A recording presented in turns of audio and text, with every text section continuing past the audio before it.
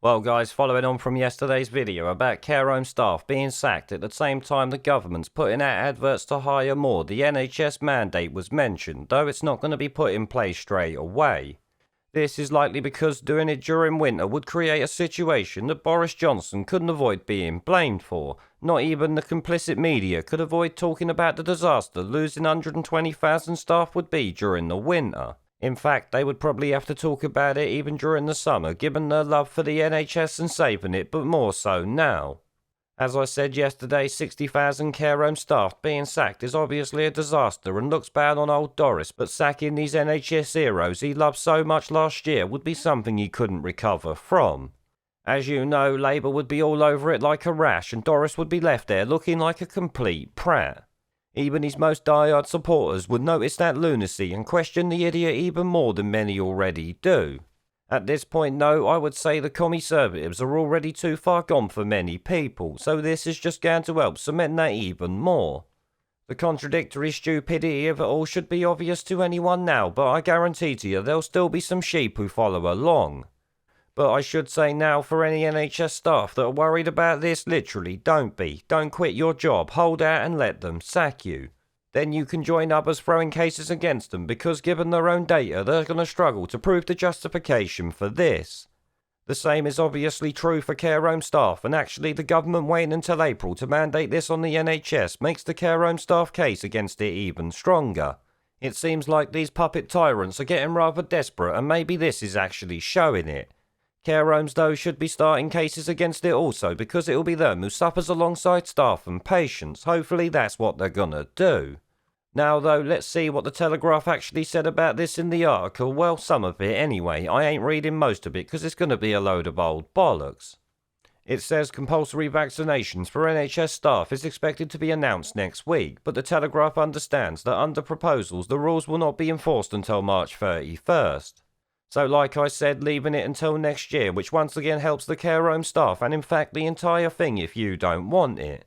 Earlier this year it says the government launched a consultation on making vaccines mandatory for NHS staff. It said such a move would protect patients and doctors in the winter, which of course goes against their very own data, but we can't go into that here. Such rules have already been introduced for care homes as we know and will come into force next week, when they sack 60,000 staff. Here it says Sajid Javid, the Health Secretary, also raised the prospect of further restrictions this winter and urged those eligible to get boosters not just to save lives but to keep your freedom. Obviously he doesn't have the right to say that. Our freedom is not based on whether we get medical treatments or not. The government has no right to take that away from you, let me tell you. It says the latest figures show that 90% of staff have been double jabbed at the NHS, leaving around 120,000 who are not. At some trusts, including major hospitals in London and Birmingham, uptake is as low as 80%. And it's as low as 80% for a reason, because these people probably ain't gonna change their mind. At the end of the day, forcing anything on them is in fact probably gonna make more people turn against it. It's something I said and even the BMA have pointed out before. And down here it talks about the old mandatory jabs for the care home staff that's gonna end up being a complete shit show, as you know. It says more than 1 in 10 without a second jab ahead of the deadline could face dismissal next week unless they have recently received a second jab, while almost 13,000 workers have left the sector since the new rules were announced. So as reported by the unions, it could well turn out to be something like 70,000 people that have lost a job over the government's mandating this during a health crisis. I would say it's batshit crazy, but let's be honest, it's kind of par for the course with this government. They're out of their fucking mind, it would seem. But obviously the care home situation just shows how much of a clusterfuck it's gonna be when they bring this on the NHS, unless of course they push back against it.